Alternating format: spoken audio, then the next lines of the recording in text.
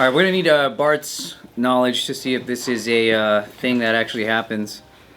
A British Army vet sues for 1.5 million pounds after being told to man the fuck up during training camp. Oh my. Wow. What? I know it sounds bad, but That doesn't sound bad to me. A British Army vet? yeah. So, I do know just throughout the years, like in the military in general. So I'll give you a scope of how I've seen it kind of like increase. So when I joined, it was 2003 to 2009. And then in the Marine Corps boot camp, the culminating event is called the Crucible, and it's a 3 or 4 day event, and you travel 50 something miles on foot, and you're pretty much you only get 2 hours of sleep each day, right? And when you're doing that in my generation, each day you had one MRE. So since it's a 3 day event, you get to eat one MRE a day. And so people are just doing it sparingly. So for me, I would like crumble up the crackers, sprinkle a little bit in my mouth, and just pound water and make myself think I'm full. I found out the generation before me, it was one MRE for all 3 days.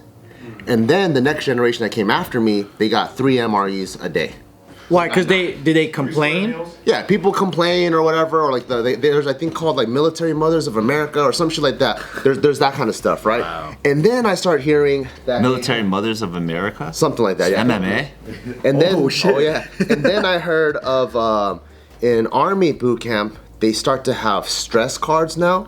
So like if someone's yelling at you or whatever, and you're stressed out, you can pull a card, and then now it's like a timeout in boot camp. Whoa. So you have like a timeout. People don't know this, but you could do that in war too. I thought boot camp was meant to break down you to the point of like your threshold and push you past your threshold, because then you want to do it in boot camp before it's tested in war. It's supposed to. So now you have that.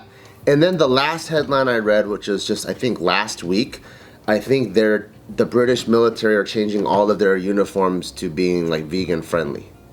So it's just crazy. Like I don't quite understand the trajectory of what people are trying to do. Wait, what's vegan friendly about the uniform? Do they use leathers? Oh. But it's like when you understand what war is and what combat is and what you're trying to do, it just feels like the direction. Like they have a different North Star compared to like what it's supposed to be. You know? I was listening to Tim Kennedy talk about all this stuff, and he was talking about how there's like record lows of people signing up to be in the military, at least in America. So them maybe implementing that might be a way to like Just to get them through the door. yeah, because they're like fuck, like ooh, nobody vegan wants to do this friendly? anymore. Like they probably have to make it easier for More inviting. yeah, maybe I would imagine like that is pretty. crazy. My grandpa said that the people at the top are the dumbest fucks that there are.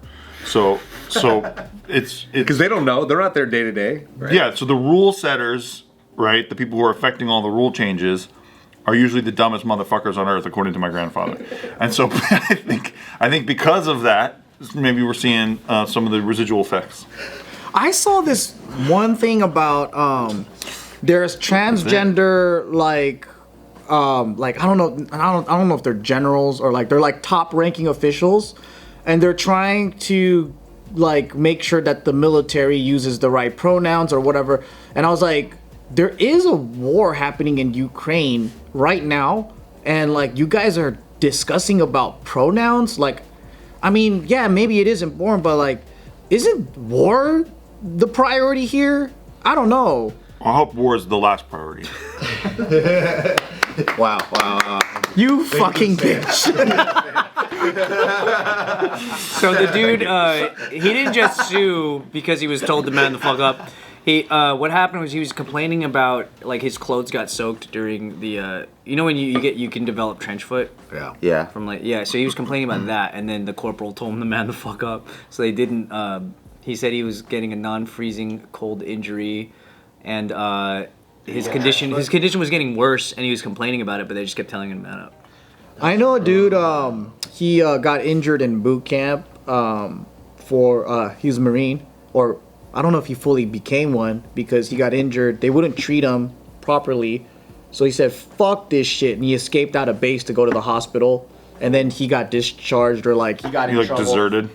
Yeah, so like Dishonorable he just, discharge. like yeah, basically Fixing yourself. dishonorable You discharge. can't do that. You cannot Yeah. fucking leave your unit. But he was like, "Yo, man, I had a broken fucking leg. What was I supposed to do?" What a badass! He the fucking broke his leg and He escaped on his own. He escaped the army base. He's pretty nuts, though. Is that a thing during training where like you can complain about being hurt and they just won't care? I think it depends. Depends on like which generation you are. There's like this like ongoing joke in like the military where like ibuprofen fixes everything. So you break your arm, ibuprofen. You know, like just you can get your eyeballs popped out, ibuprofen. You know, just take more fucking Motrin, and that's like the way they treat it. Jesus. But yeah, you like injuries are pretty normal. But a lot of people do. Some people do get like stuff that affects them for the rest of their life, though. Like, Dude, my old man was so sick when he was stationed in the Philippines, when he was in the Chair Force, that my mom at the time couldn't get a hold of him. Like after a while, she was sending letters and all kinds of stuff, and she's like, "What the fuck is going on? I haven't heard from Chuck at all." And then they found out that my dad was sick, but nobody in the leadership would believe that he was sick. They thought he was just being a pussy. And so until he was like so sick that he had like 105 temperature and shit, and then they're like, "Whatever, fine." So then they put him in the hospital, and then nobody could still get a hold of him. But in the only way that my mom actually was able to get a hold of him is because my grandpa is such a badass. He was a lieutenant colonel, so he was calling all his friends and getting, and they end up Pull favors. Yeah, pulling favors to get a hold of him. But that's how hardcore it was. Like they don't care if you're. That was in like the 70s, and they're like, we don't give a shit if you think you're sick. You're not sick until we say you're sick. in boot camp, I had strep throat, and I had like this fever. And like the last thing you want is to reveal any type of weakness, you know. So you're just covering it up. So I remember like I would have like this fever for like almost 2 weeks. I'm like, fuck, it's not going away. And it doesn't help that you're only sleeping like 4 hours a day anyway, so it just gets worse. And you're starving, so you don't have much nutrients. And I remember I couldn't take it anymore. I felt like I was gonna pass out. And then there's this thing called like I think it's called requesting mass or something like that, where you bang on the door and the drill instructor comes out. I'm like, this recruit request to speak to drill instructor, whatever. And he goes, what the fuck do you want? And of course they come out like that, like they go up and what the fuck do you want? I'm like, this recruit thinks he has a fever, sir. And he goes, how the fuck do you know? And so this is his way of checking my temperature. He goes like this. That's his way of checking my temperature. He slams me against the wall, and it's like this, and he goes, holy fuck, you're burning up. It works. Still care. I didn't know that technique. But that's kind of the environment, you know? Is that an efficient way to check the temperature? Hey, Bart really choked me, dude. Oh my god. So if somebody is like complaining about, like, let's say that you were sick and then your condition got That shit I don't think would ever fly in today's military, though. But like, is that like kind of crazy to sue the military over like your condition getting worse after you complain about it? It's kind of weird. It's like a really weird situation because some of the ways you get treated, yes, is probably like inhumane, you know? Yeah. But also I think you gotta like match like branding with branding. So there might be people that aren't really suited. So maybe the recruiter didn't do a good job of filtering, and they're sending people that are mismatched. You know what I mean? Like maybe this guy should be playing badminton, and they're like, you're playing football. And this one's getting tackled fucking left and right. Okay. And then so when you go to the court of law and you sue, obviously you shouldn't be getting concussions and stuff. But then also the breed of football players, it's a different breed. They know what they're getting into. They've been training for it and stuff like that. It's really touchy. Whereas the badminton players are pussies, is what you're saying.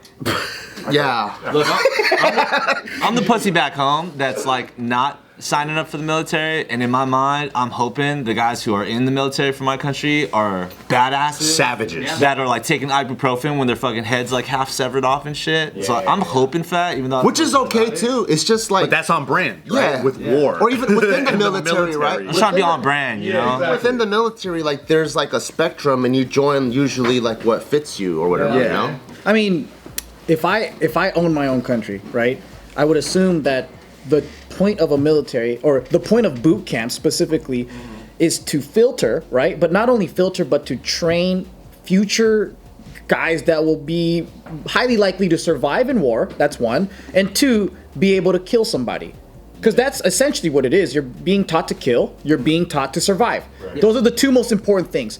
But then also, you want to hope that there's enough like you're using education and technology and science to further advance training techniques, because there used to be bro science like in everything, right? Like in fucking fitness or everything, because you're not using the cutting edge stuff, or maybe it was at the moment.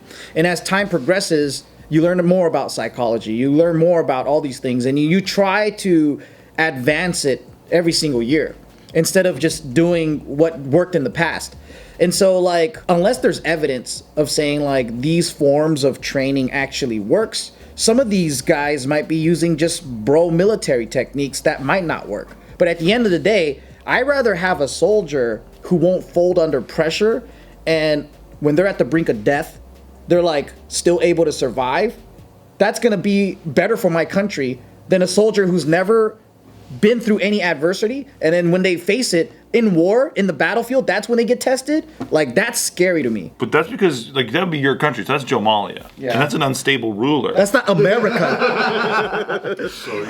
Unstable rule. But at Steve City, it's all about peace, baby. It's all about peace. So it's never about war. I want to go to Steve City, dude. Steve City outlawed war. This specific soldier says that because he's black African, that he's gonna have a higher sensitivity to cold. And, So he's racist to himself, huh? is that something in the military that, like, because of where you're from, you should have certain? Well, is Not- that even not true? from what I've- Like, is that even true that black people get colder than white people? Like, I don't even know. That's like saying black people can't swim. Like, I don't even know if that's true. I don't know if it's true, but I've never seen a black man sunburn. Oh, yeah, how would you know? But They just have to tell you when they're sunburned. I don't know. See, this is just weird because I don't know that science. When I get sunburned, you can't tell when I'm sunburned. If I'm sunburned, everyone laughs as soon as I walk in the room. Yeah, it's I'm pretty a funny. fucking lobster. That's true. In boot camp, all the white dudes, they gotta like Oh, yeah. Yeah. constantly. They're like, oh fuck. At Disneyland as well. At Disneyland, a lot of whites are Yeah. putting sunblock on. But I guess like Glad we covered during that. COVID, I found out that black folks or people with darker skin, it's harder for them to get vitamin D in northern climates. Yeah. Because then they don't get much sun. It takes more sun for them to produce it. So stuff like that. Okay, it's backed by science, but I don't know, man. So we are kind of backing this guy up. I just don't know. Yeah. I don't know enough. I mean, because I guess when you get trained pretty extensively on how to avoid trench foot, right? I don't know. Maybe I have it. Ibuprofen. The three. You still got my, trench my foot? last 3 toes are the nails are rotten from boot camp, and it's been like 20 years. Oh wow. I see it. Never, yeah. It's So you'll see like these 3. That's not just fungus. You see these 3 Oh, nails Jesus, Bart. Yeah, are those different are. from these 2, They are very and different. it's been like that since. Let me taste them. Have you gone to a podiatrist about that? No, I could probably can. My cousin's becoming one now. So You just gotta wait. Wait for him to finish. You gotta wait for him to finish. Hey, you ever heard of trench foot?